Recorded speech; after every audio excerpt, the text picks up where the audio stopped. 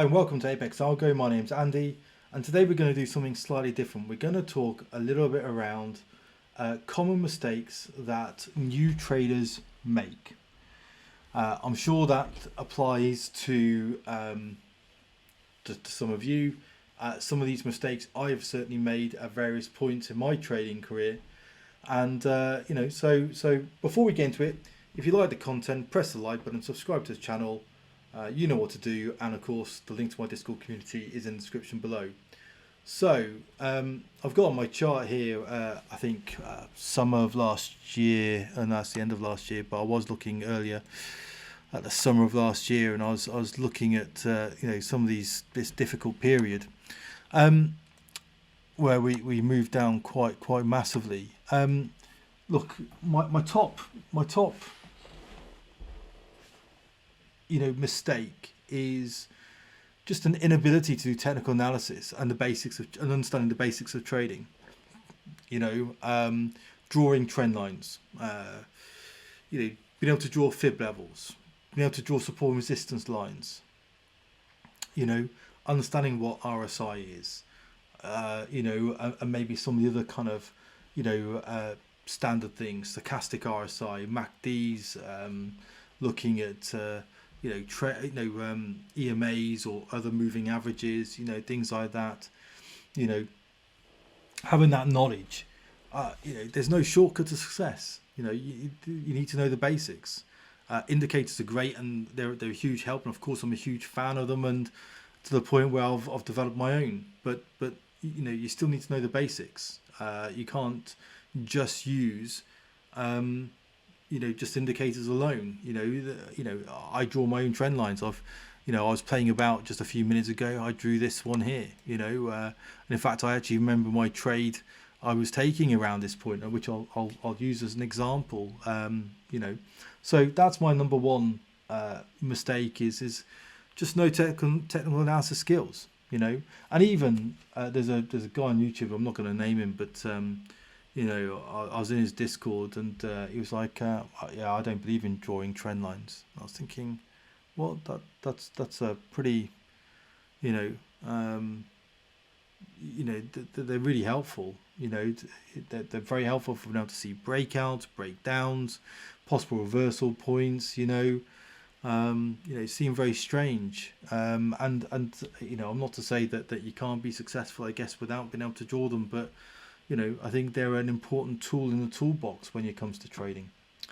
My second one is following trades blindly. Now, this one's a bit of a difficult one for me because I provide signals, but I've also, bought and followed signals myself earlier in my trading career.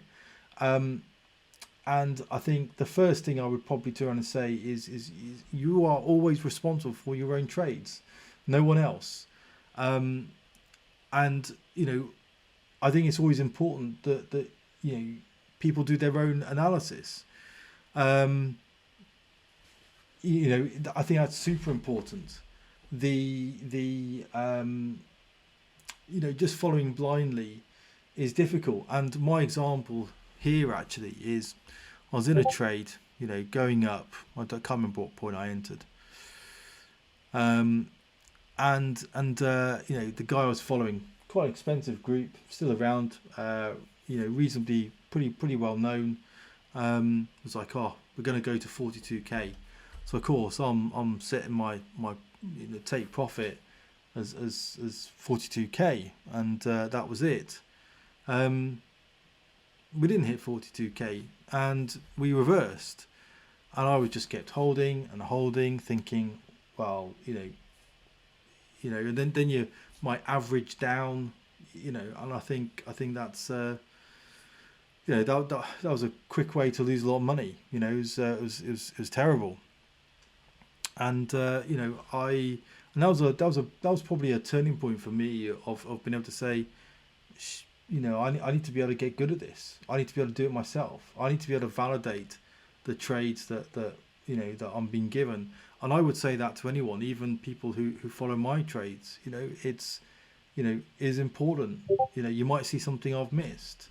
Don't get me wrong, I think I'm a good trader and consistent, but we all make mistakes. That's human nature. So not really following people's trades blindly. And that's where I think having these indicators, being able to look at them, being able to judge for yourself, I think is really, really important. Next one is closely linked. Really, it's around risk management, and that's a pretty common mistake that newbie traders regularly make.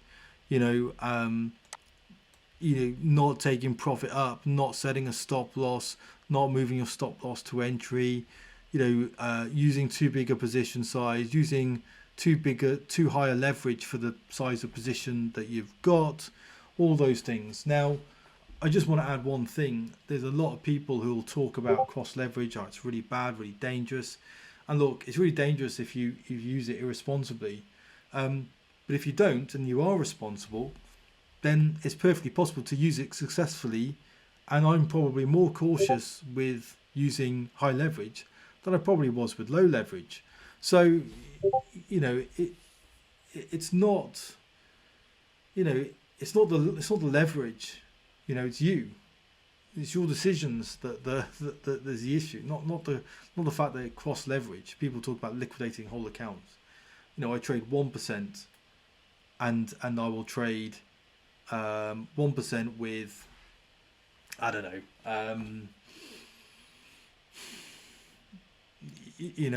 with 50x or 100x, and my liquidation point is miles away. I mean, literally, it'd be very difficult to reach.